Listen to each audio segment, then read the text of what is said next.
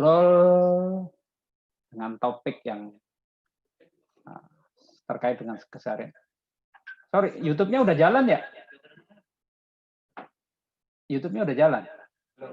Ini udah ada nih. Ini live on YouTube-nya siapa, Om? Harian Kompas. Barusan disetting, Mas. YouTube-nya udah jalan. Oke. Tapi ini webinar now streaming live on YouTube, udah ada tulisannya. Approve dong. Jangan. Belum. Oh, udah tadi lu katanya aku suruh Gue jadi pemantau. Iya, itu pasti. Oh, siap, Pak. Saya jadi sendiri, maaf nih.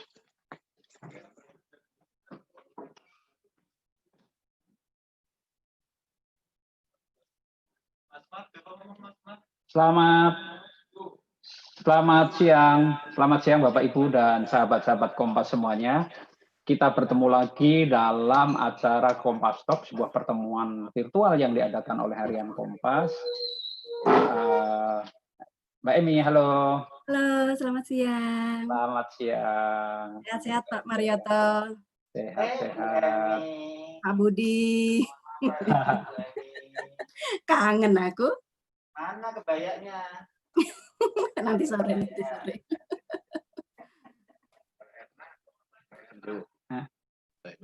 Nah, itu ada.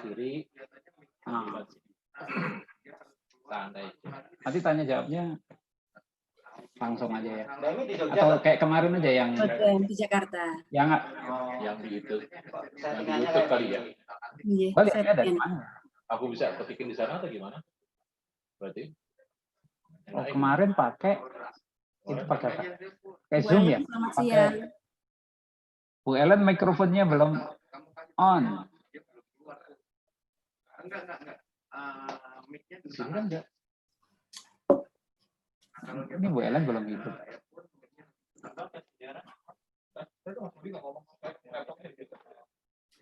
Tapi dia kebayanya mana kebayanya? Enggak ke. Bapak Ibu dan sahabat-sahabat Kompas, selamat siang. Pertanyaan-pertanyaan yang di itu ya.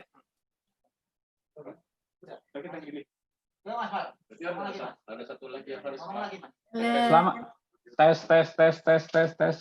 biar bisa gue ketik di sini dong. Tes. Selamat siang. Selamat siang, Tes Pak Martoyo. Mario. Bu Emi. Bu Ellen, selamat siang. Bu Ellen. Pak, kedengeran nggak suara saya, Pak? Kedengaran, Bu. Kedengeran ya? Kedengaran sekali, Bu Ellen. Apa kabar, Bu Ellen? Bu, saya Mario, Bu, bukan Martoyo. Iya. Marioto. Gimana kabar, Bu? Baik, Pak. Ini lagi dengerin Pak Gub lagi ngomong tuh, Pak. Iya. Jadi kesimpulannya apa, Bu? Belum. Kok semua gray area ya? Iya. Transisi katanya ya. Transisi. Tapi nggak ada tanggal tuh, Pak. Bulan Juni adalah transition period gitu ya mungkin ya. Iya, kayaknya seperti itu.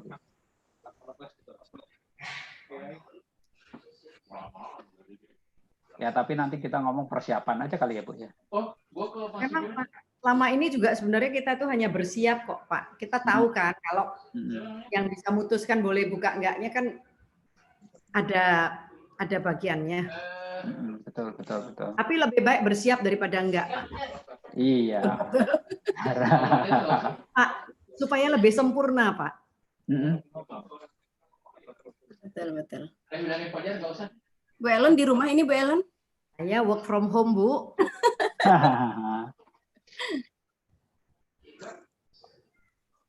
Ini kita masih nunggu Pak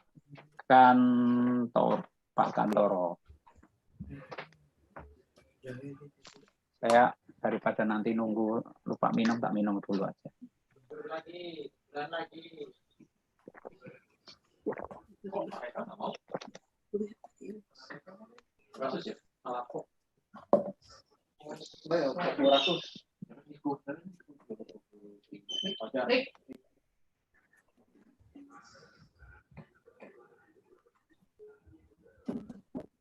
Ini semua lagi jamnya pas mepet ya, Pak ya?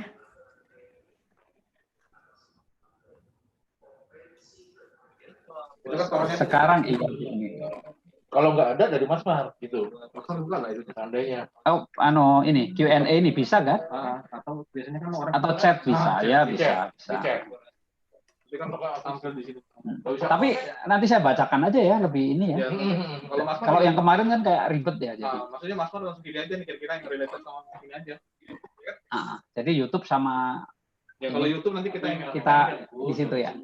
Oke. Kalau yang YouTube kita nanti Mas Mar yang Zoom berarti dari sini aja ya. Yang dari sini nggak apa-apa. Jadi yang peserta ya yang di sini ya.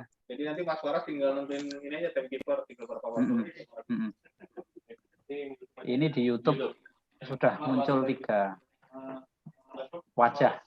Bu Ellen, Mbak Emi, saya. Gue tinggal nih. Pasti pun cuma 1. Bagus kalau di bujangan 1, terus nikah 1, punya anak 1. Berarti 3. Biasa dari hidup gue kan bujangan. Bujangan pakai nama gue sendiri. Nikah pakai nama bojo. Lahir nama anak. Jadi konsepnya pengaliran kita Mas. Ini aja kan, nggak ada ini kan. Pertanyaan kalau ada Mas Mar bacain gitu ya langsung ya. Kalau masalah itu apa maksudnya? Gue lupa apa subur itu sama aja.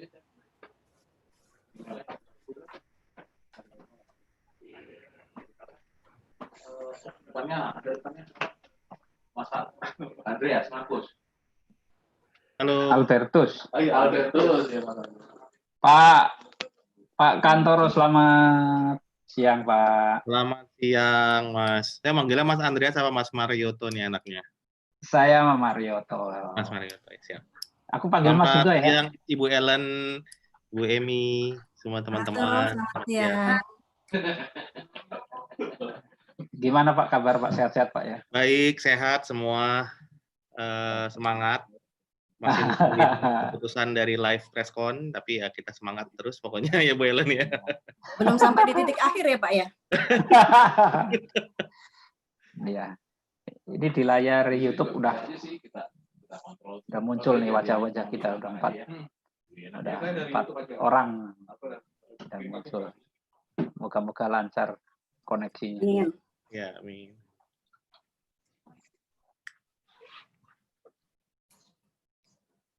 Nanti metodenya mau seperti apa Pak Marioto? Bu Ellen, nanti kita ini aja satu pertanyaan, misalnya ke Bu Ellen dulu, terus nanti misalnya Pak Kantoro merespon, Mbak Emi merespon kayak gitu, atau saya kemudian nanya Mbak Emi, nanti Bu Ellen sama Pak Kantoro merespon kayak gitu. Karena kalau kayak biasanya yang satu-satu kayaknya Terlalu lama. tinggal dinamis, kasihan juga yang dengerin. Panelis lainnya juga diem aja gitu. Iya betul. Jadi nanti ada dinamis saja gitu. Iya. Untuk responnya nanti dituntun di queue sama Mas Marioto ya. Kita bacakan aja Pak. Oh iya.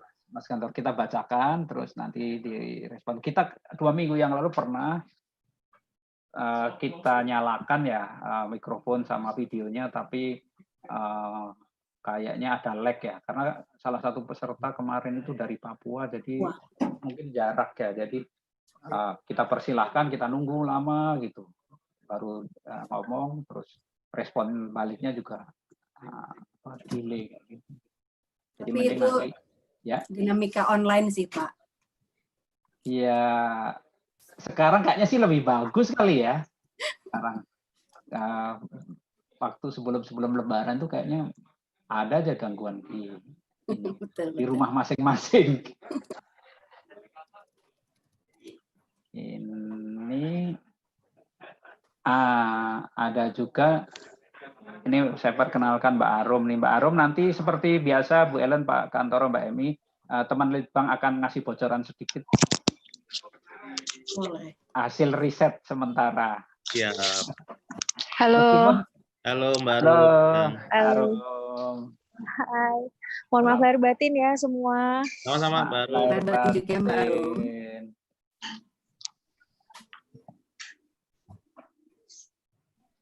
Mute. Selamat siang Bapak Ibu. Selamat siang. Ini kami akan buka ke peserta. Mohon sekiranya bisa ditahan dulu untuk bicara-bicaranya. Untuk sementara para narasumber saya matikan kameranya. Nanti tinggal Mas Mar aja dulu. Selanjutnya nanti kalau sudah dipanggil mungkin bisa dihidupkan kameranya, mungkin dari tempat Bapak Ibu aja yang bisa dimatikan gitu, Bu. Baik. Ya.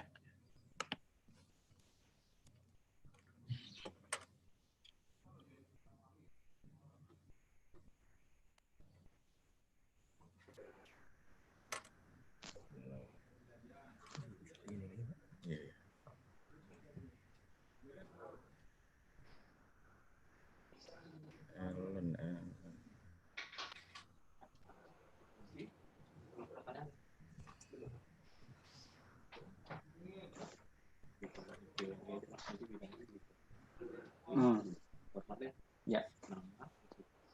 Ya.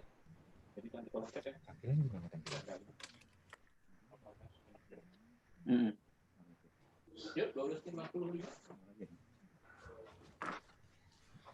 YouTube-nya aman? Iya, Mas. YouTube aman?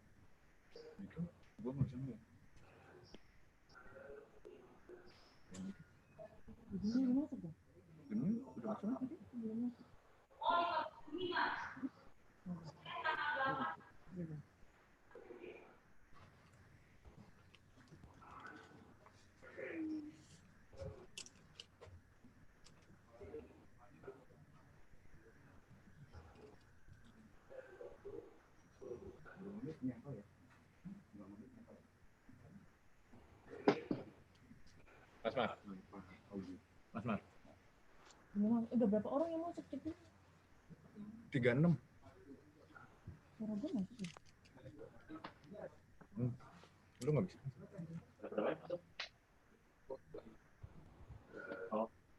Lu di sini aja, pasang mana lu?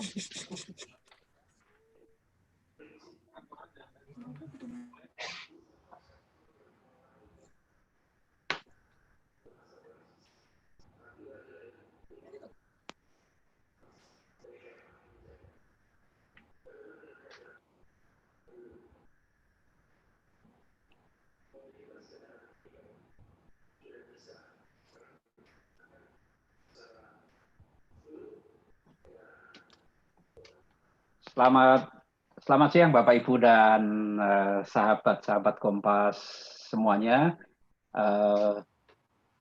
Kita ketemu lagi dalam acara Kompas Talk, sebuah acara yang diadakan oleh Harian Kompas, dan ini adalah Kompas Talk yang kedua kalinya setelah 2 minggu yang lalu kita adakan dengan memanggil salah satu CEO perusahaan yang dikelola oleh orang Indonesia dan berada di Australia. Nah, kita sekarang Kompas Talk yang kedua, kita akan bahas sesuatu yang sangat dekat dengan keseharian kita, yaitu soal berbelanja di mall.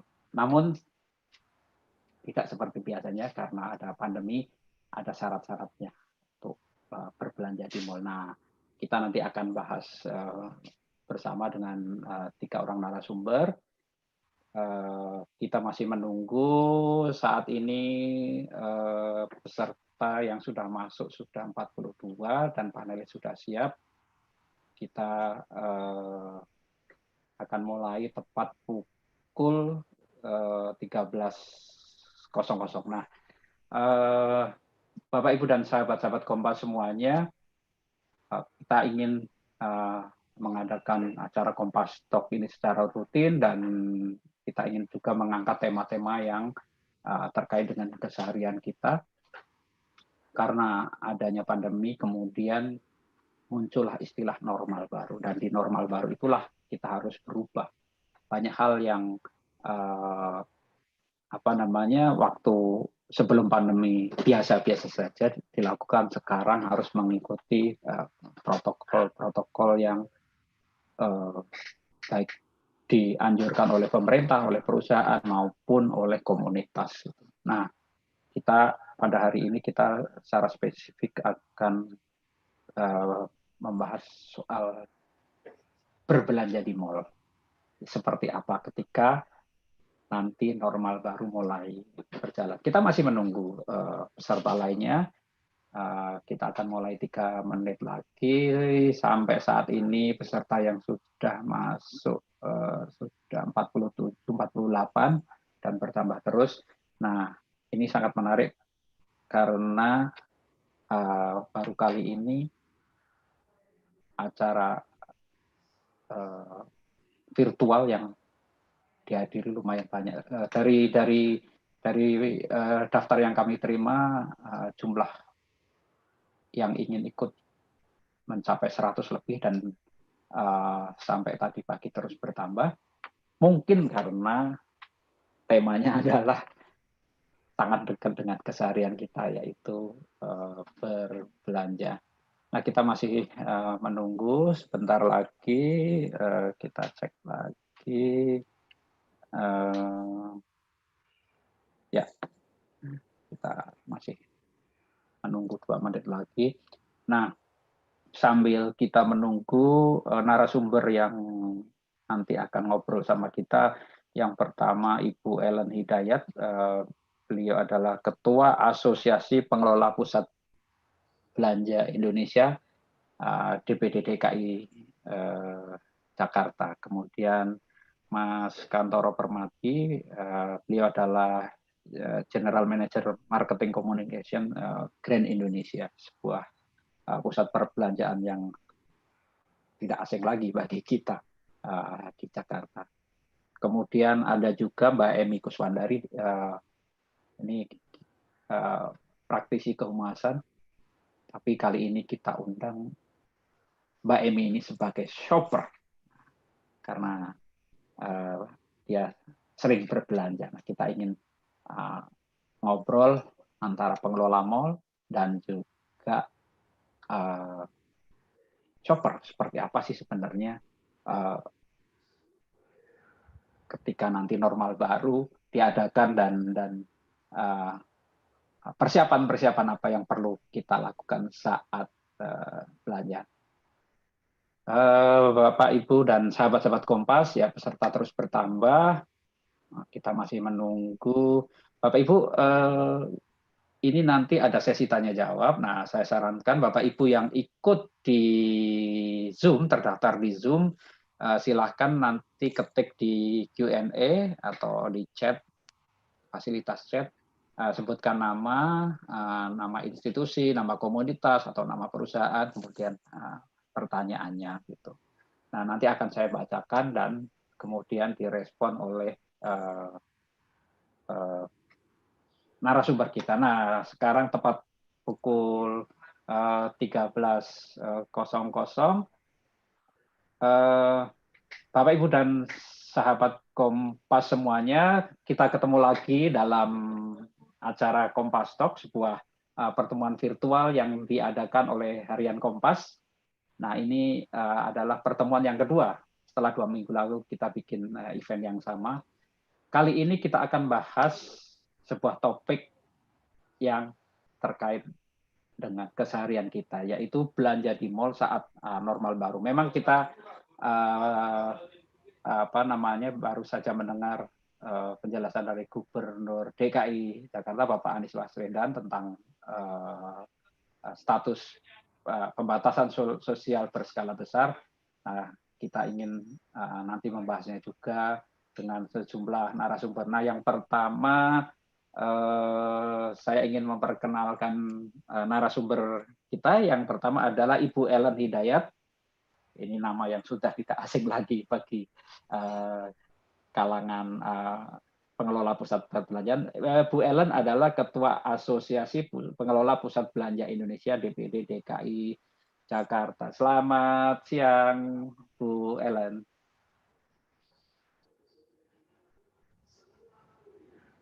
Halo, selamat siang, Bu Ellen. Selamat siang, Pak Marioto. Selamat siang, Bapak Ibu. yang hadir di webinar pada siang hari ini. Saya Ellen Hidayat. Ya, Bu. Sehat-sehat ya, Bu ya. Sehat. Sehat-sehat selalu. Nah, yang berikutnya saya ingin memanggil General Manager Marketing Communication Grand Indonesia, Mas Kantoro Permadi. Mas Kantoro, selamat siang. Selamat siang, Mas Marioto. Selamat siang, Ibu Ellen Hidayat, Ibu Emi, dan semua peserta dari webinar siang hari ini. Ya, sehat-sehat Pak ya? Sehat dan semangat terus. Ya, mantap lah. Di tengah pandemi harus semangat dan sehat selalu. Nah, berikutnya nih, saya panggil Mbak Emi Kuswandari nih. Beliau ini praktisi kehumasan yang juga senang belanja di mall. Selamat siang, Mbak Emi. Selamat siang, Pak Marioto, Bu Ellen, dan Pak Kantoro. Mudah-mudahan kita sehat semua ya. Terima kasih. Ya, terima kasih, Mbak Emi. Nah, ini semua sudah hadir. Sekarang kita mau ngobrol-ngobrol nih. Tapi sebelum ngobrol-ngobrol lebih jauh, kita kalau dengan Bu Ellen dan teman-teman nih, kita biasa menghadirkan riset dari Litbang Kompas ini. Nah, kita ingin panggil teman saya, Putri Arum Sari. Selamat siang, Arum. Selamat siang, Arum.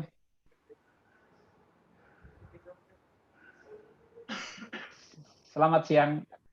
Kayaknya mikrofonnya masih off. Wait. Nah, ya. Halo, Sudah? Arum. Halo, Selamat siang, Arum. Mas. Siang, Mas. Ya. Nah, seperti biasa, Arum nih, kita kalau ketemu dengan pengelola mall nih kan kita selalu ngasih bocoran tentang kasih teaser ya, Mas ya. Iya, bocoran tentang hasil riset Litbang Kompas terkait dengan behavior pembelanja nih. Tapi karena virtual mungkin kita tidak bisa banyak membocorkan. Gitu. Mungkin kalau risetnya juga sudah komplit, kita akan presentasikan ke teman-teman pengelola mall. Arum silakan mungkin ngasih bocoran riset yang sudah dilaksanakan dan temuan-temuan apa yang sudah didapat. Silakan. Ya, terima kasih Mas Marioto sebelumnya atas waktunya. Selamat siang Bu Ellen, Mas Kantoro Permadi, dan juga Mbak Emi, serta teman-teman diskusi webinar pada siang hari ini. Perkenalkan, nama saya Putri Arumsari, saya tim jasa riset dari bagian dari Litbang Kompas. Dan pada siang hari ini saya akan berbagi sedikit hasil survei telepon yang kami lakukan pada 567 responden di 34 provinsi di Indonesia.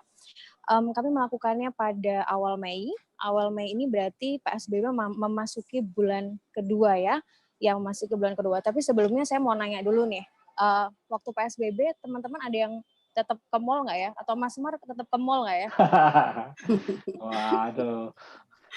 Saya tricky ya pertanyaannya, nggak usah dijawab ya. Iya, saya taat pada aturan pemerintah. Baik, itu yang patut dicontoh. Tapi ternyata Mas, masih banyak juga yang tetap ke mall, tapi dengan tujuan yang berbeda. Di survei kita kali ini menanyakan bahwa kalau misalkan teman-teman ini harus keluar pada masa PSBB, ini apa sih yang dilakukan? Yang pertama adalah responden ini adalah harus memenuhi kebutuhan sehari-hari. Jadi mereka kalau misalkan harus keluar, ini mereka harus memenuhi kebutuhan sehari-hari. Kemudian yang kedua adalah kerja. Kemudian yang ketiga adalah ke ATM.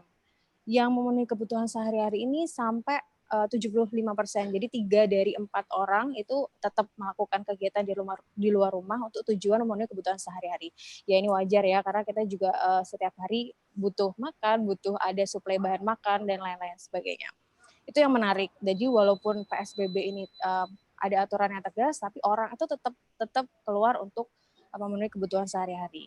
Kemudian yang menarik yang kedua adalah yang dipilih untuk membeli kebutuhan sehari-hari itu ada di supermarket dan juga hipermarket, yang which is itu tempatnya ada di kebanyakan ada di mall.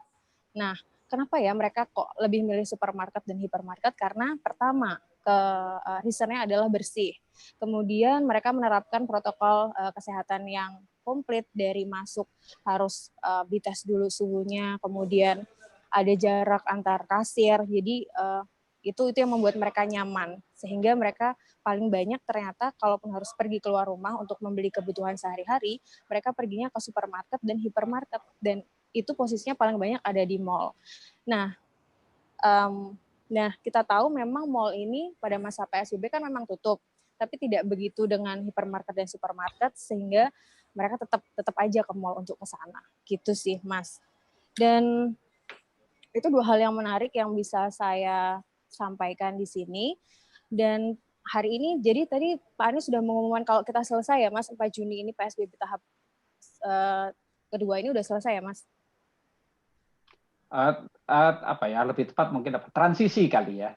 Transisi, dan kita akan masuk ke new normal ya. Ya, karena kita juga akan masuk ke new normal ini, Litbang Kompas akan membuat sebuah survei yang memperlihatkan atau melakukan kajian rutin mengenai hal tersebut, dan pastinya akan mengeksplorasi juga bagaimana perilaku belanja di masyarakat. Saya rasa itu dua hal yang menarik. Yang pertama tadi, kalau PSBB orang masih tetap keluar untuk kebutuhan sehari-hari, dan kebutuhan sehari-hari belinya di mana yang paling mereka aman, mereka safe itu yaitu di supermarket, di supermarket dan hipermarket. Hipermarketnya di mana? Yaitu di mall. Jadi mall ini tetap menjadi bagian yang penting dari kehidupan kita ya. Jadi kayak one stop shopping gitu. Kalau ke mall itu aku bisa kemana aja gitu. Nah, sekarang karena kebutuhannya adalah memenuhi kebutuhan sehari-hari, jadi ya ke mall untuk memenuhi kebutuhan sehari-hari. Begitu kurang lebih, Mas Mar. Iya, Arum, terima kasih banyak. Ini menarik sekali. Jadi ternyata mall tetap dikunjungi.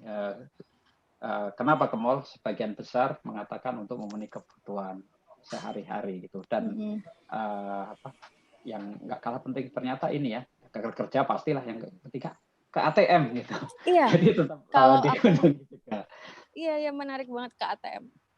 Jadi ternyata nggak banyak juga yang mobile. Iya. Terima kasih banyak Arum, peneliti sama-sama, dari Mas.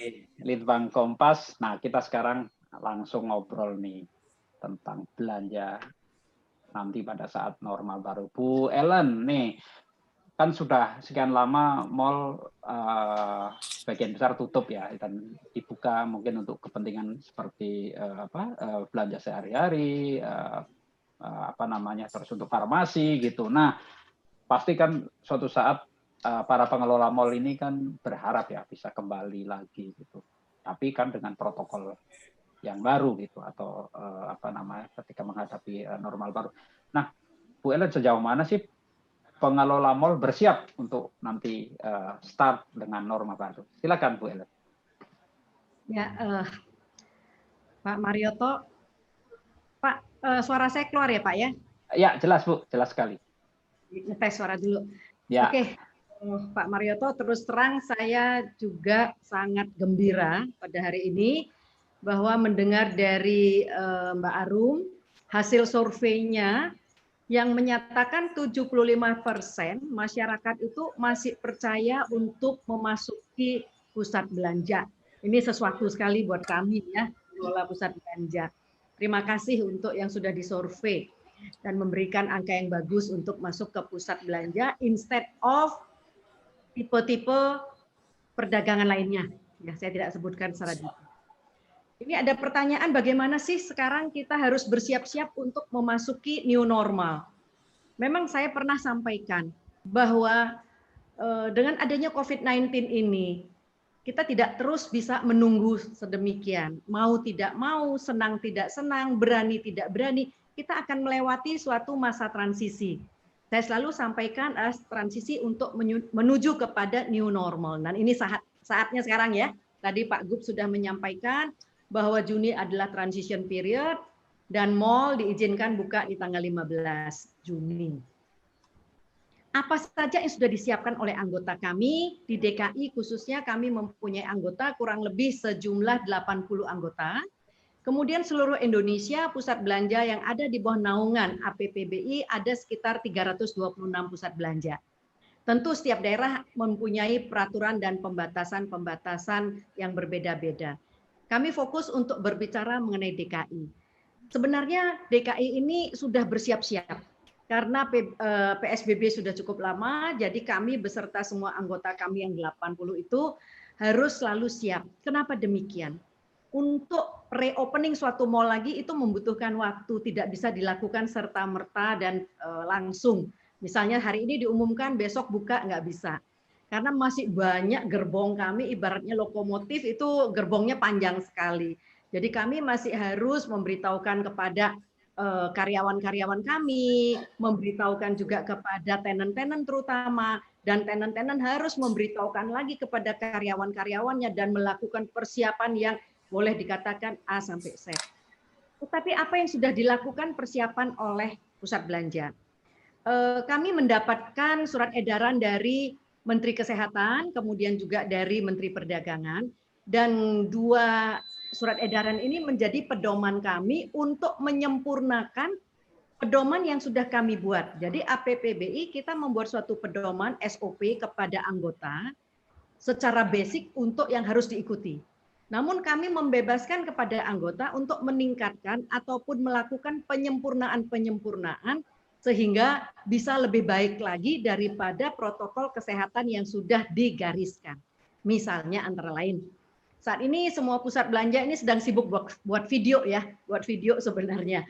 Jadi mau menunjukkan kepada masyarakat, jangan khawatir ke mall, tadi sudah dikatakan oleh Mbak Arum juga, bahwa walaupun buka hanya beberapa kategori, tetapi mall itu sudah juga menjalankan protokol kesehatan. Contoh, pada saat kita mulai memasuki pusat belanja, jadi di sana kami juga sudah membuat physical distancing dengan jarak antara 1 meter sampai 1,5 meter dengan tanda-tanda. Kemudian pada saat memasuki kita sudah harus mengukur suhu. Bila mana suhu lebih tinggi, kita mengambilnya 37,3. Bila mana lebih tinggi dari 37,3, maaf sekali, baik itu karyawan juga kita periksa, baik pengunjung, kami tidak izinkan untuk masuk ke dalam gedung kami. Ini sudah suatu syarat mutlak yang pertama kali dari depan. Nah, sesudah masuk tentu pada saat masuk masker tidak bisa ditawar lagi, dan sekarang masker ini sudah menjadi suatu tren menurut kami. Jadi kami pun sudah siap-siap sekarang, tidak hanya bermasker yang namanya warna hijau gitu ya. Sekarang udah mau wanita-wanita sudah bersiap, sudah membeli 12 masker warna-warni supaya matching dengan busana yang saya pakai nanti. Nah ini jadi ada celah bisnis baru ya. Nah selain masker pada saat masuk, karena untuk pusat belanja, kenapa kami katakan kami mempunyai ruang publik yang besar? Kami mempunyai banyak pintu. Jadi pusat belanja umumnya minimal mereka mempunyai 2 atau 3 pintu, bahkan nanti mungkin Pak Kantoro bisa menyampaikan berapa banyak jumlah pintu yang dimiliki oleh Indonesia ya. Nanti bisa. Nah, karena kita mempunyai banyak akses, banyak pintu, jadi tidak akan ada yang namanya berjejal. Itu satu dulu ya kenapa saya ceritakan itu. Pada saat masuk sekarang kami juga membuat yang namanya tanda-tanda, direction. Kami mengupayakan supaya customer itu tidak berpapasan. Jadi customer itu one way. Jadi kalau menuju ke sana muternya ya kemudian memapas sedikit itu mungkin di area-area tertentu sesuai dengan gedung kami. Jadi itu pun kita usahakan jaga. Sesudah masuk sekarang masuklah katakanlah mau naik lift. Jadi lift pun kapasitasnya tidak bisa normal lagi, maksimal sekitar 50%. Kemudian sekarang kami sempurnakan lagi. Sebagian pusat belanja sedang melakukan. Jadi touchless, jadi tanpa sentuhan ya, tanpa sentuhan itu mungkin dengan tidak menyentuh, tetapi ada dengan pedal dan lain sebagainya. Jadi ini kita tingkatkan, walaupun syaratnya tidak perlu sebenarnya, tapi kita tingkatkan, kita sempurnakan. Mumpung masih ada waktu persiapan. Ya. Kemudian kita juga untuk menaiki escalator. Escalator ini juga kita berikan tanda agar berjarak, agar ada jarak, sehingga tidak satu sama lainnya tidak berdesak-desakan. Nah, untuk ini kami butuh kesabaran, kedisiplinan para pengunjung untuk bersama-sama kami mensukseskan semua protokol itu nantinya. Terus bagaimana dengan banyak yang bertanya, bagaimana dengan dine-in, makan di tempat yang kita sebut konsep resto. Konsep resto itu juga sudah mulai bersiap-siap, mereka juga harus ada distancing sehingga kapasitas mungkin untuk kursinya juga dibatasi. Demikian pula dengan food court, sedemikian kita juga kurangi kursinya dan berikan tanda-tanda. Ini sekarang beberapa pusat belanja juga, sebagian pusat belanja sedang bersiap-siap. Kalau food court mungkin nanti dikasih pembatas ya seperti akrilik begitu sehingga transparan kita ketemu, senyum kita bisa tetap terlihat, tetap ada suatu batasan. Demikian pula untuk cuci tangan karena kebersihan itu diharuskan. Jadi sebagian yang memungkinkan kita memasang tambahan-tambahan untuk wastafel, baik untuk karyawan pada saat mereka masuk, kemudian juga yang penting adalah hand sanitizer. Hand sanitizer sekarang sudah tidak berupa lagi yang namanya ditekan ataupun ini push, tetapi sudah mulai juga dengan touchless. Sampai sedemikiannya kita tingkatkan. Nah, itu kurang lebih hal-hal yang memang kita harus ikuti pada saat memasuki new normal. Namun dari manajemen, karena kami ini mempunyai obligation moral sebenarnya, dan juga responsibility. Jadi bagaimana kita juga berharap pengunjung yang datang ke kita, karyawan yang bekerja di kita, itu semua dalam keadaan sehat dan bebas COVID. Itu dulu.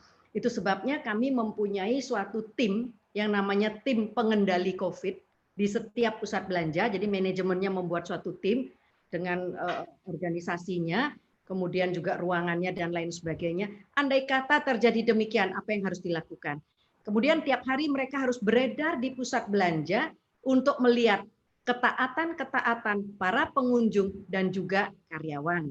Selain tentu kita melihat ya bahwa ini masyarakat menurut saya selama 3 bulan ini di rumah itu sebenarnya juga sudah terdidik. Jadi saya rasa semua juga tentu akan mentaati protokol-protokol yang akan dijalankan. Selain itu tentu satu yang tidak bisa tidak adalah mengenai desinfektan. Nah, pusat belanja ini juga setiap hari bahkan untuk tempat-tempat publik yang sering dipegang orang ataupun disentuh oleh pengunjung itu desinfektan dilakukan. Katakanlah tiap jam dibersihkan lagi dengan desinfektan tersebut. Kemudian malam hari, jadi mungkin Bapak Ibu yang pengunjung kadang-kadang gini, kenapa ya mall kalau buka kelihatan sudah rapi, pada saat malam tutup sudah, kok nggak lihat yang kerja? Pada saat kapan sih mereka bekerja? Nah, inilah. Jadi pahlawan-pahlawan kebersihan kita itu mulai bekerja, mulai jam 10 malam, biasanya pada saat mall tutup, sampai dengan pagi. Jadi mereka shift-nya shift pagi, sampai dengan kira-kira boleh dikatakan jam 8 mereka selesai tugas, semua siap-siap untuk buka. Jadi memang hidden ya, tidak terlihat, tapi jangan khawatir. Kami mempunyai moral obligation, kami mempunyai juga responsibility. Jadi semua mall dilakukan pembersihan yang lebih ekstra. Nah, itu mungkin kurang lebih yang bisa saya sampaikan. Mari kita bersama-sama belajar untuk hidup baru, di mana ini juga bagus untuk kesehatan kita pribadi, bagaimana kita melakukan kebersihan. Kemudian ini yang agak-agak kita sedih sedikit ya, Mas Marioto, yang biasanya kita kalau ketemu nih, pasti ada cipika-cipikinya kan? Nah, sekarang cipika-cipikinya kalau saya sebelum PSBB sudah dari jarak jauh, yang tahu dari jauh udah cipika-cipiki, kita gitu ya namanya, udah digoyang aja kepalanya, artinya sudahlah cipika-cipiki. Jadi cipika-cipiki pakai jarak ya 1 meter, hati kita tetap dekat, yang penting kita sehat. Mungkin itu yang bisa saya sampaikan. Di samping nanti mungkin dibantu oleh Pak Kantoro, saya nggak borong semua ya pertanyaannya, nanti kalau borong semua orang ngantuk semua nih dengar saya. Jadi mungkin itu dulu, nanti silakan kalau ada pertanyaan.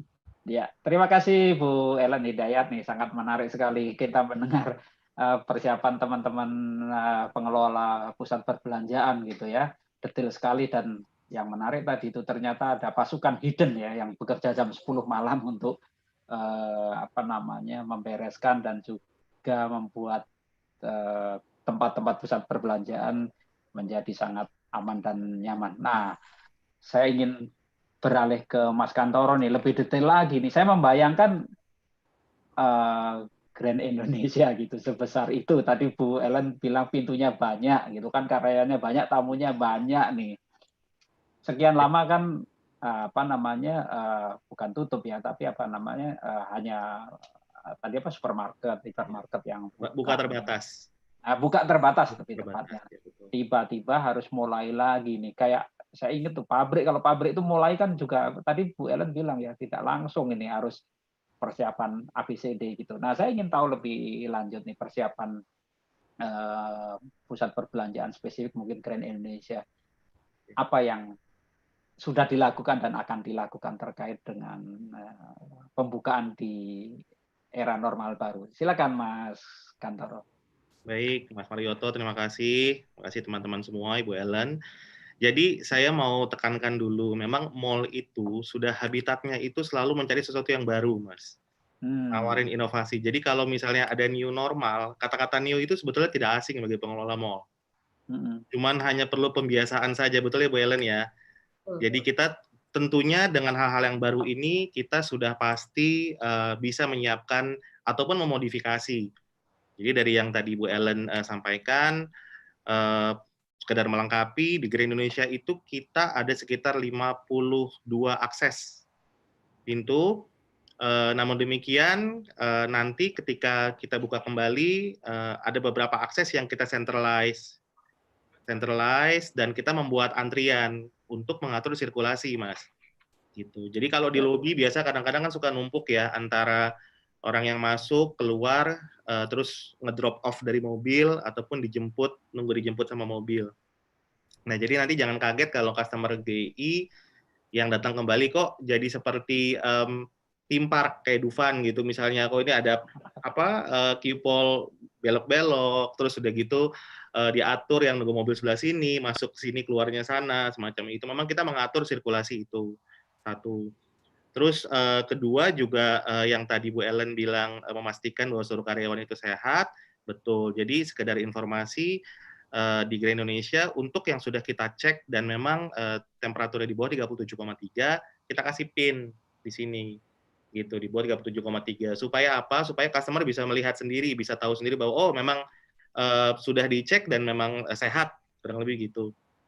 Terus hal yang lain lagi, seperti kita punya loyal member, kita sebutnya Gcard member. Nah, biasanya kan kalau Gcard member itu habis berbelanja, dia mesti datang ke counter, terus menukarkan poinnya itu dengan menukarkan struk dan sebagainya. Nah, kita sudah menyiapkan earning point Dropbox, sehingga dia cuma tinggal nyemplungin Dropbox juga ada, by email, di foto langsung juga bisa, ataupun jika harus ke counter pun, kita sudah atur jaraknya. Jadi dari 5 loket, kita hanya buka 3 loket, jadi kita jarakin. Tempat tunggu pun juga kita kasih jarak semuanya. Jadi itu beberapa modifikasi kita.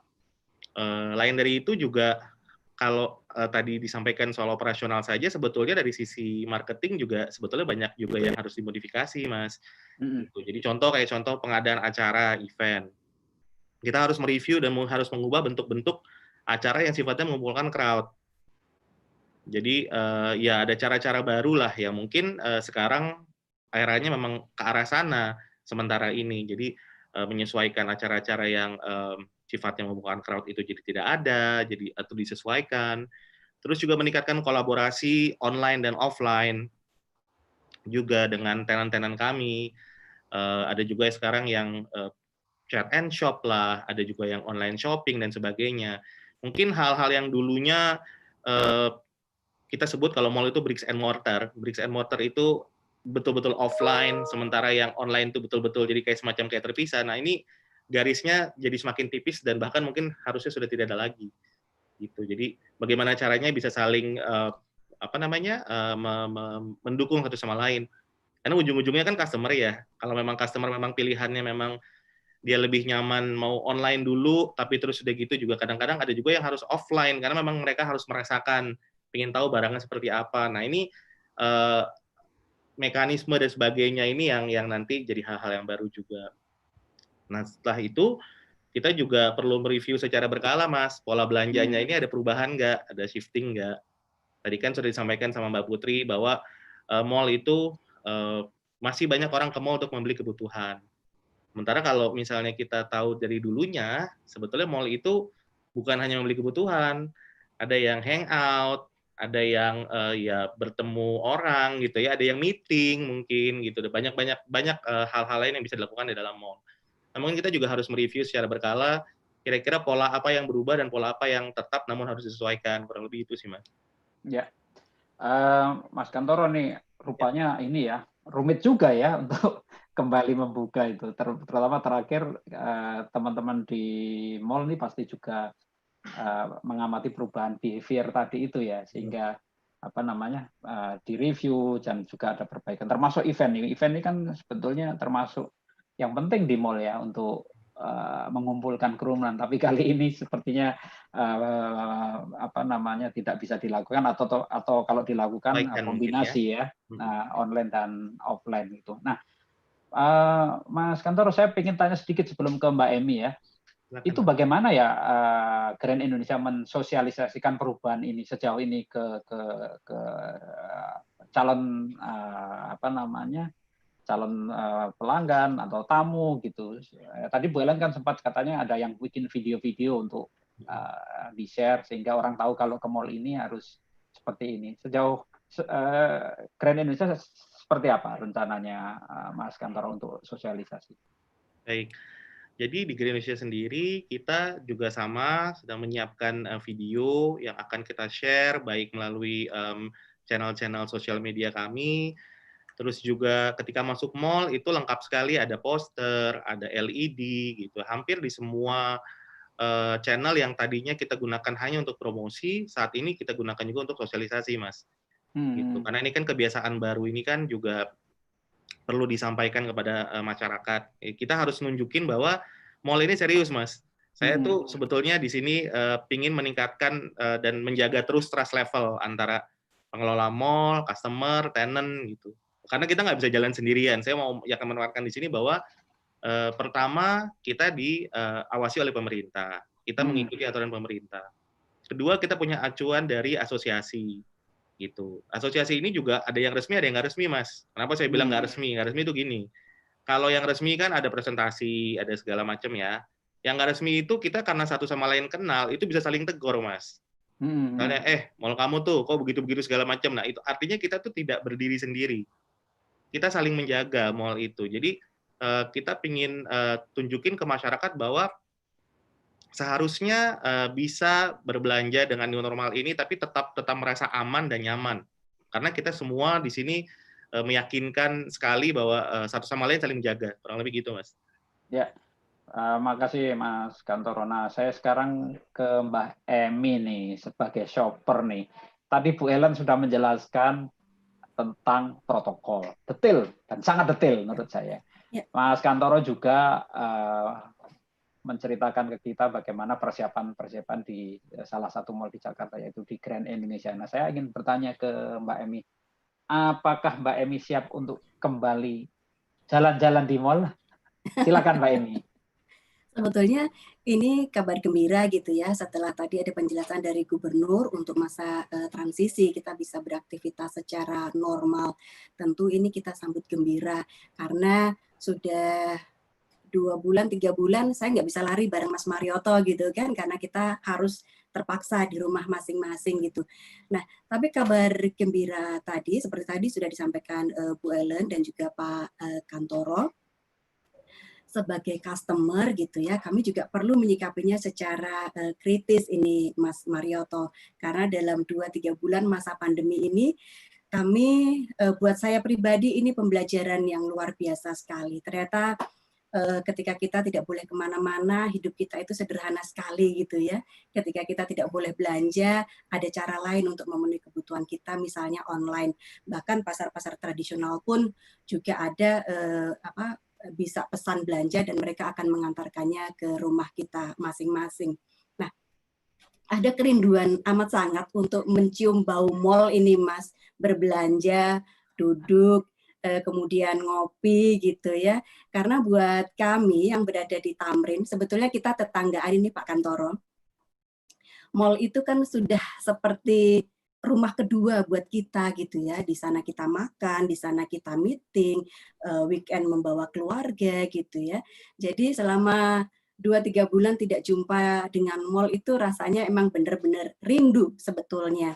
Tetapi sekali lagi juga new normal tadi seperti Mas Marioto bilang kadangkala juga disalahartikan oleh masyarakat kebanyakan gitu ya. Bahkan disalahartikan begini bahwa ketika sudah new normal PSBB kemudian dihapuskan gitu ya, ini seolah-olah menjadi tanda start kita bisa beraktivitas secara aman dan beraktivitas kembali seperti dulu meskipun dengan protokol kesehatan yang berbeda. Nah, ini kan kadang-kadang juga bisa menjadi dilema juga untuk masyarakat. Ketika masyarakat berduyun-duyun pada waktu Lebaran kemarin, pasar tradisional itu menjadi sangat ramai. Saya melihatnya sebagai kerinduan orang untuk memenuhi kebutuhan meja makannya dengan makanan yang lebih mewah karena ini adalah hari raya. Jadi ada kerinduan emosional pergi ke tempat ramai apapun resikonya untuk mendapatkan kebutuhan pokok gitu ya. Nah, apakah ketika mal nanti dibuka tidak akan seperti ini? Karena kita udah terkungkung 2-3 bulan nih untuk bisa datang ke mal lagi. Nah, selain alasan-alasan tersebut, Mas Marioto, perlu juga kita tadi Bu Ellen sudah menjelaskan dengan sangat bagus sekali bagaimana kesiapan mal untuk reopening lagi gitu ya. Selain masyarakat yang harus siap, mal juga harus siap tentunya. Selain pengecekan suhu tubuh, lift yang dibatasi, kemudian juga nanti mungkin ada pertanyaan yang lain lagi nih. Ada syarat-syarat yang harus dipenuhi, syarat epidemiologi dan juga syarat sosial, termasuk kesiapan masyarakat dan kesiapan mall-nya. Tadi sudah dijelaskan. Nah, saya mungkin akan bertanya juga kepada teman-teman pengelola mall. Apakah semua usia kemudian ketika mall dibuka secara bertahap gitu ya, semua usia boleh datang ke mall atau pada usia-usia tertentu tidak diperbolehkan? Bagaimana dengan anak-anak? Karena seringkali juga selain untuk kebutuhan kita pribadi, pada saat weekend kita juga mengajak anak-anak untuk pergi ke mall gitu ya. Baca berita Kompas hari ini ada 1.851 anak yang terpapar dan puluhan juga yang meninggal dunia dengan positif corona. Nah, ini treatmentnya kemudian seperti apa? Tadi sudah bagus sekali ketika ada dicek suhu tubuhnya, kemudian ada PIN-nya untuk menunjukkan seseorang sehat atau tidak gitu ya. Itu sudah sangat membantu. Tetapi untuk anak-anak ini, apakah nanti ada treatment khusus juga ketika mereka harus pergi ke mall?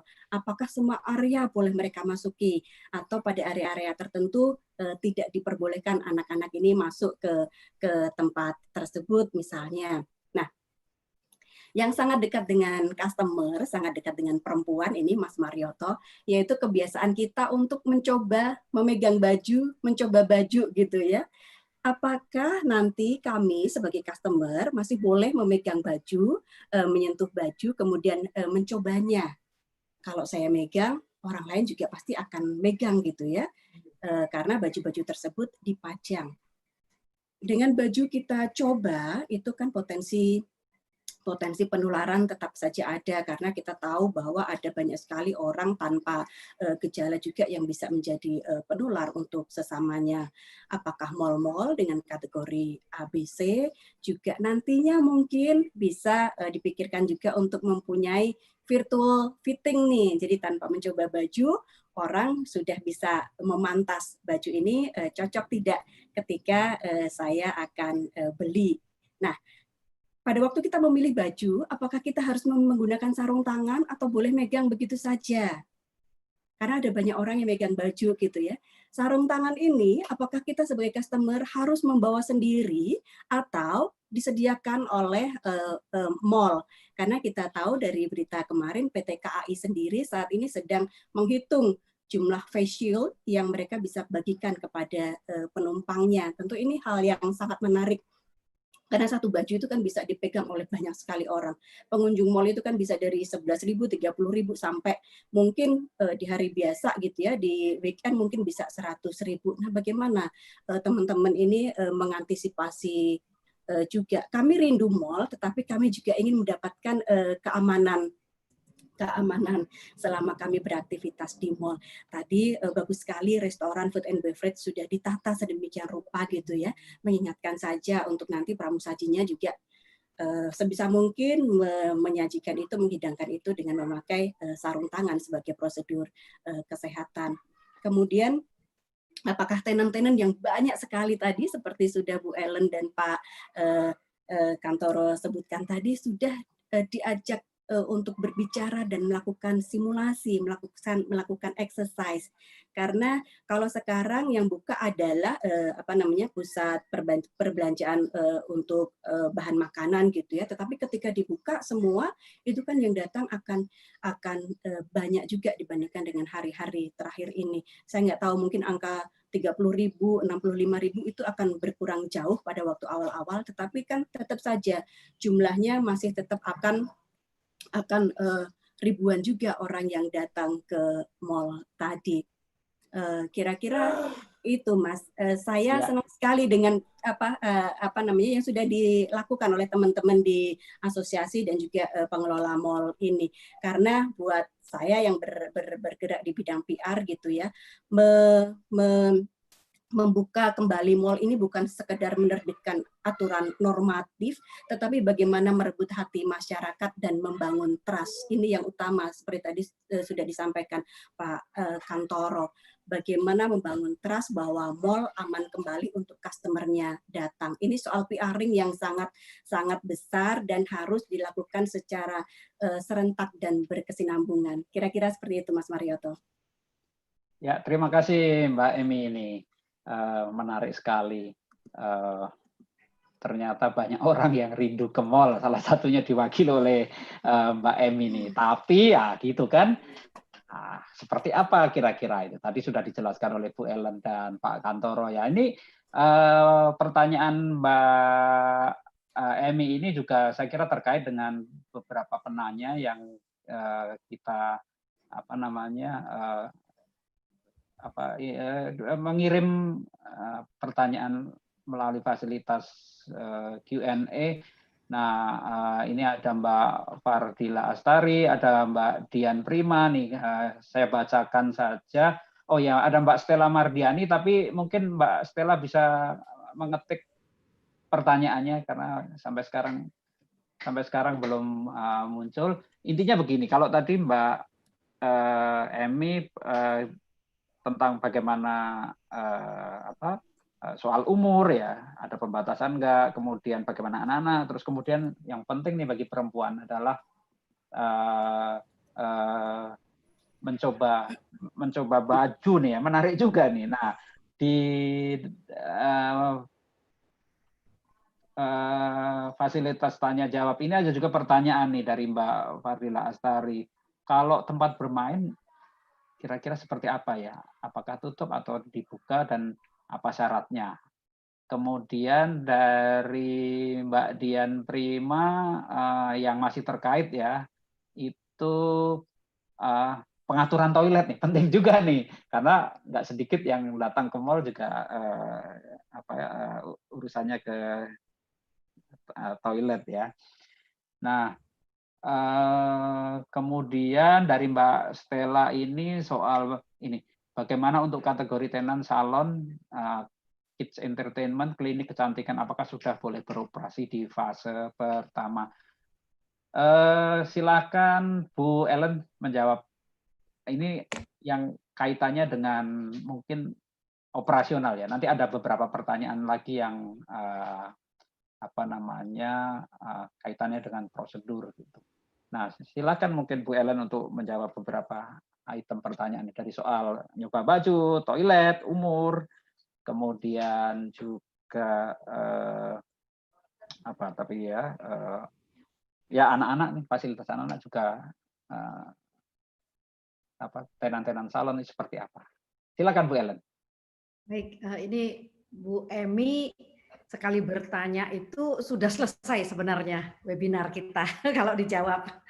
Jadi saya mencoba menegaskan kepada Bapak Ibu yang ikut webinar pada siang hari ini. Dari asosiasi kami tidak pernah menyampaikan ataupun beride untuk membatasi usia pengunjung masuk ke dalam pusat belanja. Itu dulu.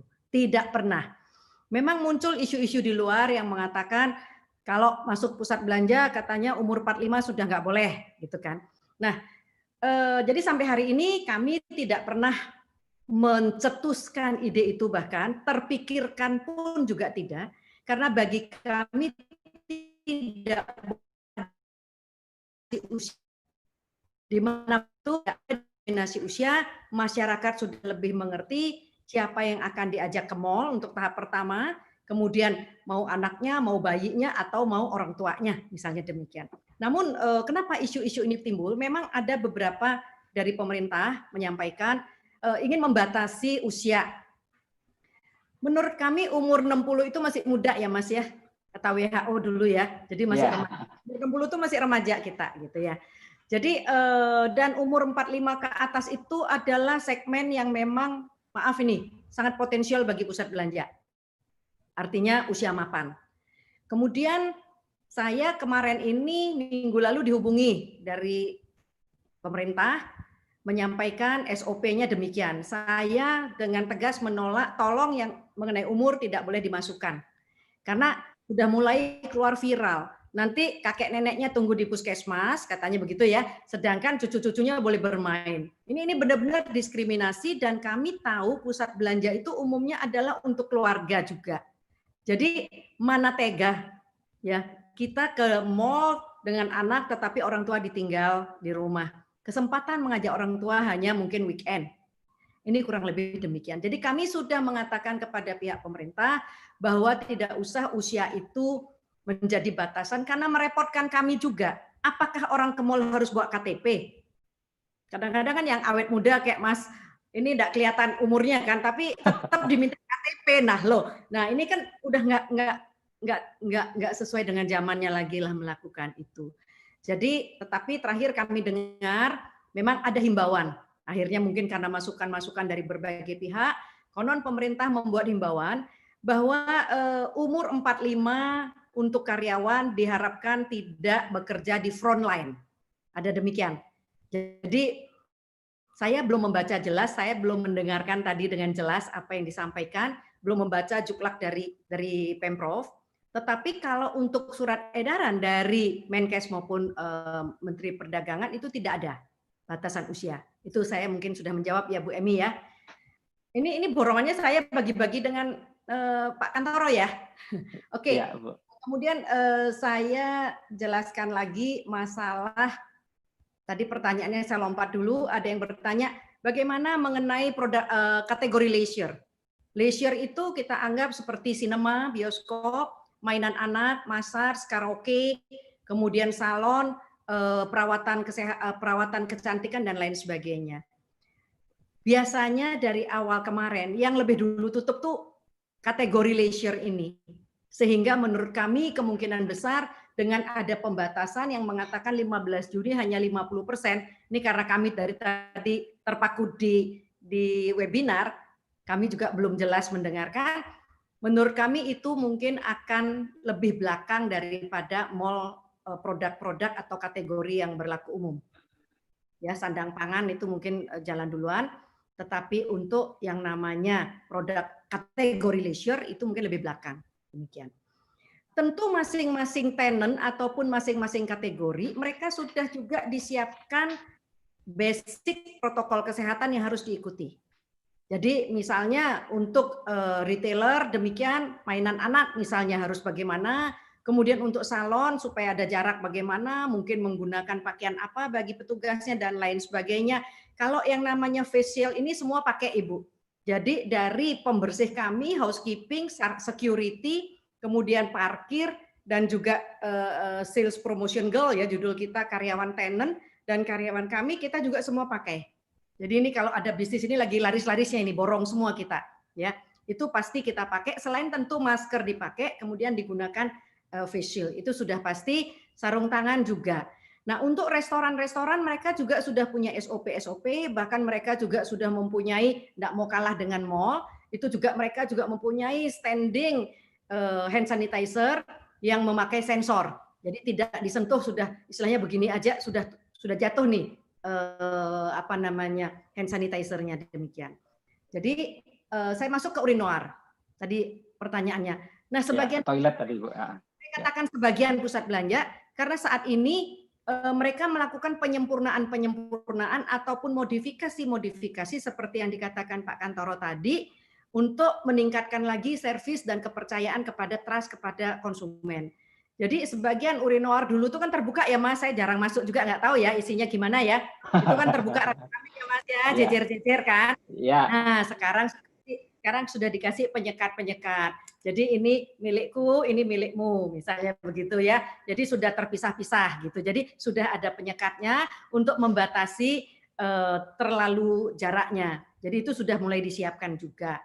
Kemudian untuk wanita bagaimana? Jadi itu diharapkan itu sabar, inilah pendidikan untuk masyarakat. Diharapkan bersabar, kami memberikan tanda-tanda untuk antre. Jadi kalau masuk keluarnya itu juga tidak berpapasan begini ya, tetapi asal sabar semua selamat. Itu istilah kami. Jadi tentu ya Bu Emi ya, tolong dibantu nanti asal sabar semua selamat.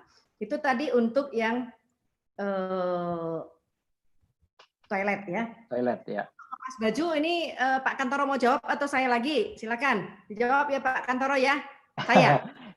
Saya lagi karena saya yang ngepas baju ya Bu Emi ya. Ibu Emi, bayangkan kita sebagai wanita pasti kalau kenapa kita mall itu ngangenin banget, semua kangen mall. Saya sangat senang dengar Bu Emi juga kangen, saya lebih-lebih lagi gitu. Jadi wanita itu kadang-kadang tidak bisa berbelanja full dari online Pak. Kalau beli bahan makanan bisa, tapi kalau beli pakaian maaf, apalagi ukuran standar size di Indonesia boleh dikatakan demikian, itu kadang-kadang tidak sama. Sehingga saya bisa aja memakai pakaian L untuk produk ini, pakaian M untuk ini. Jadi memang perlu mencoba. Nah ini challenge yang kita sudah berikan kepada para retailer yang bergerak di bidang aparel, terutama dep store yang besar-besar dan juga tenan-tenan yang besar-besar, bahwa mereka harus benar-benar memperhatikan protokoler terutama pengepasan pakaian. Dari mereka sudah memulai memikirkannya, jadi ada yang sudah memikirkan bahwa pakaian itu sebenarnya kalau produk-produk tertentu, misalnya t-shirt itu sudah tidak perlu dilakukan pengepasan.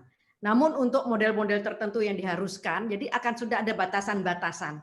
Sehingga nanti pakaian-pakaian yang sudah dicoba itu akan dikumpulkan, kemudian setiap malam mereka mempunyai peralatan kayak infrared. Jadi sistem infrared itu, jadi dengan infrared itu dilakukan pembersihan. Nah ini yang memang sekarang penjualan alat-alat untuk menuju ke new normal itu sedang rame-ramenya, semua model sedang muncul, jadi itu yang akan nantinya dilakukan oleh retailer. Nah dep store sendiri dari Menkes, dari Memperdak itu juga sudah ada aturannya, mereka juga sekarang sedang menyiapkan. Bagaimana kita mengkomunikasikan itu kepada mereka? Jadi itu sebabnya saya katakan untuk membuka suatu mall tidak bisa mendadak. Kami sudah menyampaikan kepada mereka ini SOP yang harus diikuti oleh kategori ini untuk dipelajari lagi dan mereka sedang mempelajarinya, mempersiapkan. Kemudian kami akan melakukan simulasi. Jadi beberapa hari sebelum kita benar-benar opening, biasa mall akan sudah siap melakukan simulasi bahkan dari awal. Bu Emi, pada saat karyawan.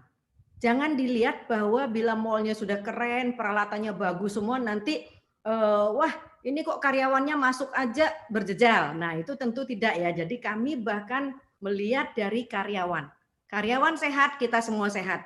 Jadi dari karyawan itu sekarang sudah diatur sedemikian yang dulu misalnya dengan lift 2 sudah bisa menaikkan karyawan dari ground ke lantai atas. Atau dengan pintu, hanya 2 pintu. Sekarang tidak. Kita harus membuka lagi. Nah inilah namanya operational. Based on masing-masing pusat belanja. Jadi mereka akan membuka lagi tambahan-tambahan pintu, bagaimana memasukkan karyawan sesudah dilakukan tes suhu, bagaimana mengeluarkan karyawan pada saat tutupnya mall, sesudah itu juga dilakukan pengetesan suhu lagi. Nah, inilah yang kita lakukan ya sampai sedemikiannya nanti gitu. Jadi kalau saya lihat sih sebenarnya ya kalau orang bilang, Bu kok lebay banget sih Bu gitu kan ya. Tetapi ya memang ini yang harus kita lakukan. Tujuannya tetap untuk kenyamanan, kesehatan daripada pengunjung dan juga karyawan. Jadi itu mungkin yang bisa saya jelaskan tadi. Mereka juga semua bertugas akan pakai restoran, bahkan security aja pakai face shield, Bu. Kemudian parking juga. cleaning service juga. Jadi apalagi yang namanya sales promotion goal ataupun karyawan retail kami minta semua pakai gitu. Mungkin Pak Kantoro bisa menambahkan, silakan ya. Kali-kali ini saya soalnya pengalaman semua nih. Ya, terima kasih Bu Ellen. Sebelum Pak Kantoro ini Pak, tadi mungkin Pak Kantoro bisa menjawab beberapa pertanyaan tadi. Tapi ini Pak ada yang spesifik ke Pak Kantoro nih. Apakah staf tenan yang bertugas juga akan diberi pin kali ya untuk menunjukkan temperatur tubuhnya gitu. Nah, kemudian sebentar yang terkait dengan Pak Kantoro langsung ada yang soal inovasi itu, Mbak, Mas. Oh, inovasi ini ya, yang mengencourage tenan untuk simultan melakukan soal penjualan online dan offline lah gitu. Betul. Silakan Pak Kantoro. Baik, saya mau menjawab dulu tadi pertanyaannya kalau tidak salah dari Mbak Dian ya, Mbak Dian Prima soal PIN untuk tenan. Gini, jadi seluruh mall itu sudah menerapkan temperatur check untuk seluruh yang masuk ke area mall, artinya baik customer maupun karyawan. Betul ya? Nah, karyawan sendiri di dalam mall itu dibagi dua, ada karyawan yang bekerja untuk mall, ada karyawan yang bekerja untuk tenan, toko. Nah, jadi sudah bisa dipastikan seluruh karyawan yang ada di dalam mall itu sudah pasti temperaturnya itu sudah pasti di bawah 37,3, itu sudah pasti karena sudah di awalnya sudah dicek. Nah, kalau PIN sebetulnya kalau ditanya apakah menggunakan atau tidak, bisa. Karena apa? Karena PIN itu sebetulnya hanya inovasi kita untuk mengkomunikasikan kepada customer gitu. Karena kan tidak mungkin kalau misalnya mungkin Mbak Emi di sini yang betul-betul real shopper nih saya lihat gitu ya. Masa ditanyain satu-satu, Mas, apa temperaturnya segini? Kan nggak mungkin juga. Nah, dengan adanya PIN, otomatis jadi lebih nyaman customer. Jadi, oh ya oke, berarti itu penanda. Seperti itu kurang lebih. Meskipun tanpa PIN pun sudah pasti sehat semua yang ada di dalam mall. Karena memang kita sudah ada screening di awal. Jadi itu jawaban saya satu. Nah, yang kedua untuk pertanyaannya Mas Ilham soal inovasi-inovasi seperti di Thailand. Kebetulan ada referensi nih, katanya seperti kayak lift, ada yang diinjak, ada yang touchless, dan sebagainya. Jadi, saya tadi sudah sampaikan, selain acuan dari APPBI, kadang-kadang kita sama-sama teman itu saling memberikan referensi. Nah, yang saya kurang lengkap itu adalah sebetulnya dari customer. Jadi, kita ini memang eranya kan memang eranya kolaborasi ya, udah bukan lagi kayak, oh ini kita pelaku usaha, terus udah gitu customer nggak seperti itu. Customer itu juga bisa memberikan input-input, ada yang sharing mall-mall di Thailand seperti ini, ada yang mall di Malaysia seperti ini, Singapura, dan negara-negara maju lainnya. Nah, kita sebut itu rekayasa engineering sebetulnya. Rekayasa engineering itu banyak, Mas. Kalau soal touchless, Bu Ellen di situ sudah senyum-senyum, karena saya tahu di mall-nya Bu Ellen sudah pasang ya, Bu. Ya, jadi memang beberapa mall memang sudah melakukan rekayasa engineering seperti itu. Rekayasa engineering itu banyak loh. Ada yang touchless sensor untuk tombol lift, atau seandainya pun mall-nya tidak melakukan touchless sensor, di sekitar situ pasti ada hand sanitizer. Jadi meskipun misalnya contoh kita ke ATM kan sulit dilakukan rekayasa engineering, bagaimana caranya kita mau begini-begini di nomor-nomor PIN kan nggak bisa. Mau nggak mau kita harus mencet. Nah, tapi di ATM center itu dipastikan ada hand sanitizer di dekat situ, supaya ketika dia harus mencet pun ya langsung buru-buru melakukan membersihkan dengan hand sanitizer ataupun mencuci tangan. Di dalam lift, ada juga yang melakukan rekayasa engineering ataupun justru malah kembali ke zaman dulu, menyediakan personil. Jadi misalnya kayak di Green Indonesia, jadinya kita ada security-nya, ada satu yang memang mencetin tombol, Mas. Gitu, untuk misalnya tinggal bilang aja customer lantai ini. Satu, tugasnya dia adalah mencetin tombolnya. Kedua, sebetulnya memberikan sosialisasi juga kepada customer. Jadi mohon berdiri sesuai dengan tandanya. Kalau lift-nya penuh juga ditahan, seperti itu. Nah, jadi ada inovasi-inovasi seperti itu yang bisa dibilang hal yang lama yang kita lakukan lagi. Terus pertanyaan berikutnya soal encourage online. Ini sebenarnya menarik nih, Mas Alfonso. Pertanyaannya, ini kalau kita mengencourage online, apakah bunuh diri bagi offline? Bricks and mortar. Jadi yang pertama kita harus punya spirit dulu bahwa dari pihak mall maupun tenant itu kita harus punya spirit yang sama. Di sini kan kebetulan yang mengalami hal yang baru, itu bareng-bareng ya, semuanya maksudnya dari pihak mall maupun tenant. Nah, bagaimana caranya nggak bunuh diri jika kita mengencourage? Satu, kita bukan mengencourage online, tapi online itu merupakan pilihan kepada customer. Jadi kita review secara berkala, apakah customer lebih nyaman online, ataukah memang dia tetap harus datang, misalnya untuk lebih suka, tapi ada pilihan untuk online. Nah sekarang bagaimana pihak mall bisa mengidentifikasi bahwa online itu dibeli dari outlet tersebut? Saya tahu arahnya pasti pertanyaannya ke sana.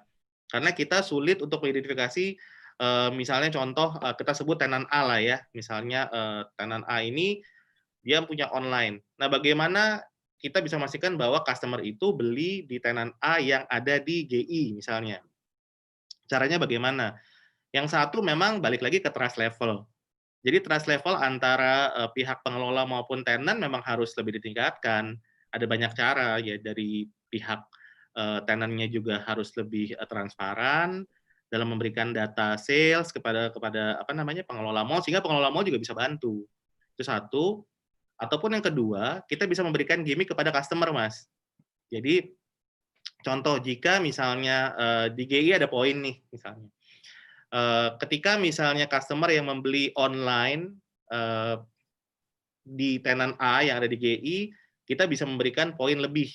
Tujuannya apa? Supaya kita juga di backend kita bisa nge-track kira-kira apa namanya, apakah online tersebut dibeli dari outlet GI dan sebagainya. Ya tentunya kalau misalnya dia beli dari misalnya dari POS, point of sales lain, kan dia nggak bisa earning point di tempat kita.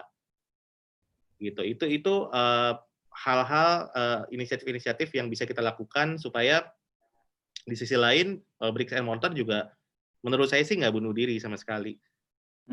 Gitu. Ya, Pak Kantor, ini lanjut sedikit Pak ya. Ada beberapa pertanyaan spesifik memang ke Grand Indonesia. Salah satunya kalau saat reopening itu nanti ada event seperti apa ya gitu. Terus apa live musik apakah boleh gitu. Nah, berikutnya yang penting juga nih buat sahabat Kompas nih, soal vale Pak, vale parking dari Mbak Ratih Nawangwulan nih. Apakah masih tetap berjalan atau bagaimana? Kemudian ada Mbak Silvi Johan itu tadi restoran sudah ya. Terus sedikit Pak ini soal pertanyaan apakah karyawan Tinen juga mengikuti rapid test gitu. Silakan Pak Kantor. Baik. Yang pertama saya jawab dulu yang paling bawah ya, pertanyaan soal event-event apa saja untuk reopening mall. Jadi seperti yang sudah saya sampaikan tadi, pasti event-event itu, dan saya rasa bukan hanya di GI, orientasinya mungkin akan berubah. Jadi bukan sifatnya event yang mengumpulkan crowd dalam satu tempat. Saya ambil contoh misalnya pengundian berhadiah. Jadi ketika Grand Indonesia mengadakan pengundian berhadiah, dalam satu hari itu di satu tempat itu bisa langsung kumpul bisa 3.000 sampai 5.000 orang di satu lokasi. Jadi apakah itu bisa dilakukan lagi? Tentunya tidak bisa. Tentunya tidak bisa. Paling tidak saat ini tidak bisa. Saya nggak tahu nanti suatu saat misalnya sudah ada acuan, oke, boleh kembali dan sebagainya. Nah, bagaimana terus kita menyikapi itu? Ya sebetulnya banyak hal yang bisa kita pikirin. Kemarin kita sudah nyoba-nyoba gimana caranya sih kita bikin pengundian misalnya di satu ballroom tapi dibatasi, orangnya dijarak-jarakin, selebihnya itu juga dibikin online supaya orang juga bisa duduk di restoran A, restoran B sambil melihat seperti itu. Itu banyak mekanisme yang lagi kita pahami, lagi kita pelajari. Yang pasti bukan yang sifatnya mengumpulkan crowd. Terus di situ apakah live music atau artis performance tetap boleh ada? Gini, di satu sisi ini kan di sini kita juga tidak memusuhi para musisi ya tentunya ya. Pasti kan selama ini para artis ini kan membantu mall juga ya Bu Ellen ya. Membantu meramaikan gitu kan. Masa terus tiba-tiba ada kejadian begini, sorry, kita nggak mau lagi ya, nggak gitu juga sih sebetulnya. Jadi tentunya kita juga pingin, dan jujur ngomong saya yakin seluruh customer maupun kita sendiri juga kangen gitu ngelihat mereka tuh gimana sih performnya gitu. Nah, tapi caranya bagaimana? Ya sebetulnya dari sekarang udah banyak yang mulai-mulai ada yang live from home, ada yang live from mana, itu bisa kita wacanakan seperti itu. Jadi kita membagikan link, mereka mainnya juga mungkin bisa di studio, bisa juga di salah satu pojok mall yang memang kita tutup. Tapi customer kita kasih link, seperti inilah kurang lebih gitu ya. Jadi hal-hal seperti itu bisa kita lakukan. Sehingga tetap bisa ada yang namanya live music dan performance, tetap menyenangkan lah untuk belanja di mall. Nah, pertanyaan lain lagi apa ya, Mas ya? Vale, Pak. Vale ya, oke. Vale itu sebetulnya relate ke yang tadi disampaikan oleh Ibu Ellen. Jadi seluruh petugas di mall itu kan sudah pasti menggunakan apa ya, bisa dibilang ya, itu peralatan seperti kayak masker, face shield, sarung tangan, dan sebagainya. Jadi, ketika Vale dibuka sekalipun, mereka tetap harus mengikuti itu. Dan ini saya akan coba kaitkan dengan pertanyaan yang soal rapid test. Jadi, di mall itu seperti yang tadi saya sampaikan, kita kan nggak berjalan sendirian, Mas ya. Satu, kita lihat dulu ada arahan pemerintah nggak. Arahan itu kan berarti ada yang sifatnya peraturan, berarti kewajiban, ada yang sifatnya himbauan, arahan, dan juga mungkin juga referensi dari teman-teman sesama mall. Nah, ketika misalnya tadi di pertanyaannya disebut salah satu mall sudah melakukan rapid test segala macam. Kalau memang kita ke depannya itu memang ada diwajibkan seperti itu atau arahan himbauan baik seperti itu, dengan otomatis dengan arahan yang lebih jelas, misalnya apakah dilakukan secara berkala, ataukah misalnya melakukannya di mana, otomatis kita sebagai pihak mall tidak keberatan untuk melakukan. Gitu, baik GI maupun mall-mall lain, saya yakin Bu Ellen juga sama ya Bu ya, kurang lebih seperti itu.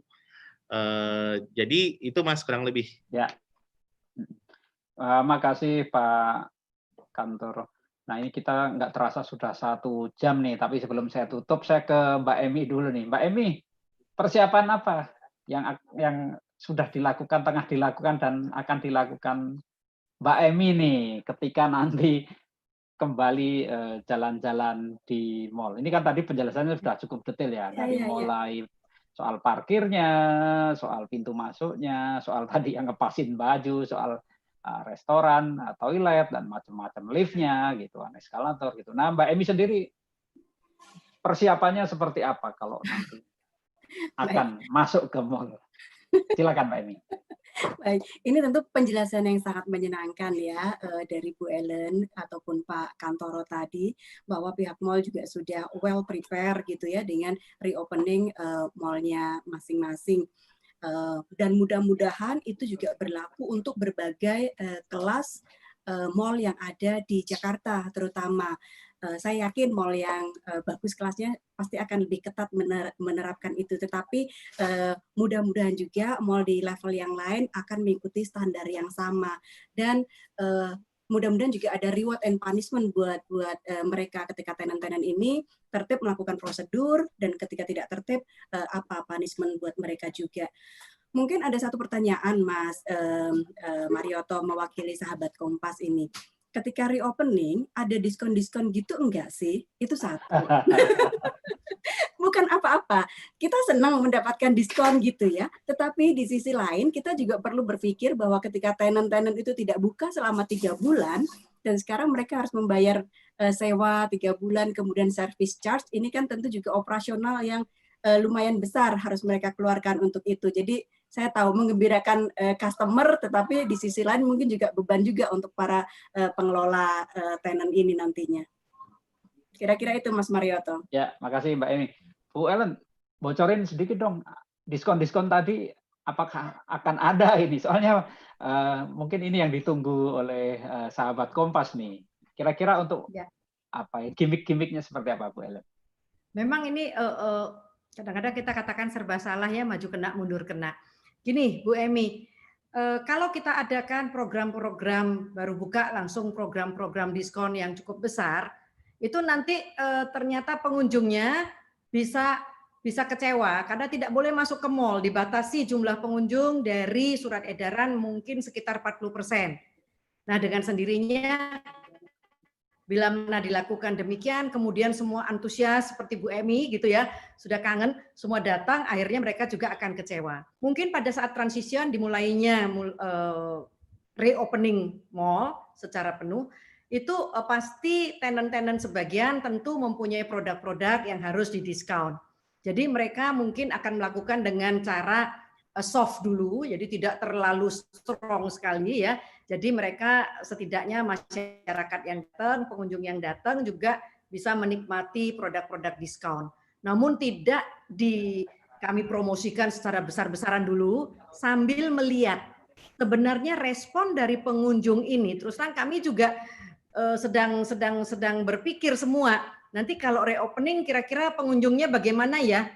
Apakah benar seperti yang kita bayangkan semua ketakutan-ketakutan masyarakat saat ini yang selalu mengatakan, aduh nanti itu berjubel dan begini. Apakah benar begitu? Ataukah tentu masih sebagian ada yang masih punya kekhawatiran dan lain sebagainya. Nah ini perlu juga bagi kami selaku pengelola akan mempelajarinya bersama-sama dengan tenant kami retailer dari hari ke hari. Bila mana ternyata kita lihat pengunjungnya itu tidak seantusias yang kita proyeksikan, tentu kita akan lakukan minta kepada retailer karena produk itu milik retailer, kami pengelola. Kami akan menghimbau ataupun meminta retailer bersama-sama melakukan yang kita sebut sale. Tetapi kalau kita lihat trafficnya sudah cukup bagus sesuai dengan syarat-syarat ditentukan, ya sudah lakukanlah masing-masing. Mungkin itu yang bisa saya sampaikan. Terima kasih Bu Ellen. Jadi sabar Mbak Emi ya. Ini saya kira belum saatnya musim diskon gitu. Mas Marioto. Ya, Mas Kantoro silakan. Mau nambahin sedikit. Ya. Ini khusus buat Mbak Emi ya. Jadi memang diskon itu beberapa tenant sih sebetulnya sudah ada yang bilang memang ada sale. Ini saya mancing begini biar kayaknya semangat atau gimana. Tapi gini, tentunya meskipun sale, tenant kan juga melakukan hal-hal yang tadi saya bilang online dan offline. Bisa juga misalnya yang sale itu dilakukan secara online ataupun terbatas barangnya dan sebagainya. Jadi kalau dibilang sale ada apa enggak, saya kasih bocoran memang ada. Gitu. Tapi bukan kayak biasanya itu loh Mas, kayak midnight sale rame-rame gitu. Itu wah itu jangan dulu deh. Bahaya. Nanti berbondong-bondong Pak ya, nanti berkerumun ya. Ya. Belum buka lalu sudah dicegat lagi nanti Iya, betul. Saya sekarang kalau bilang nanti akan ada, belum saya, wah ini Bu Ellen sudah menyampaikan demikian nanti dicegat lagi. Jadi mendingan tadi yang saya katakan dengan soft way yang Pak Kantoro tadi sampaikan. Umumnya mereka pasti punya barang yang harus dilepas. Ya. Terima kasih banyak Bu Ellen, Pak Kantoro, Mbak Emi sudah bergabung sama kita. Nggak terasa nih 1 jam lebih dan sebetulnya saya ingin dengarkan lebih lanjut sini soalnya ya saya bukan tipe pembelanja tapi senang menemani istri saat belanja gitu kan. Nah, terima kasih banyak Bu Ellen, Pak Kantoro, Mbak Emi, dan juga terima kasih kepada sejumlah penanya. Maaf tidak semuanya bisa kita bacakan. Ada Mas Agus Widodo, Mas Satrio, Mas Eko Thomas Marbun, kemudian saya bacakan Mbak Stella tadi, Mas Tommy Laurisi, Mas Andi Hartono, Mas Ilham, Mas Alfonso, Mas Guntur, Mas Saiful, Mbak Rate, dan juga ini ada beberapa penanya yang mengirim lewat chat. Saya akhiri acara Kompas Talk kali ini. Terima kasih banyak untuk para panelis dan juga sahabat Kompas yang bergabung di Zoom dan juga yang menonton di kanal YouTube Harian Kompas. Terima kasih semuanya. Selamat siang, sehat selalu. Sampai jumpa di acara Kompas Talk berikutnya. Selamat siang. Sahabat Kompas, terima kasih semuanya. Terima kasih semuanya. Selamat siang. Selamat siang.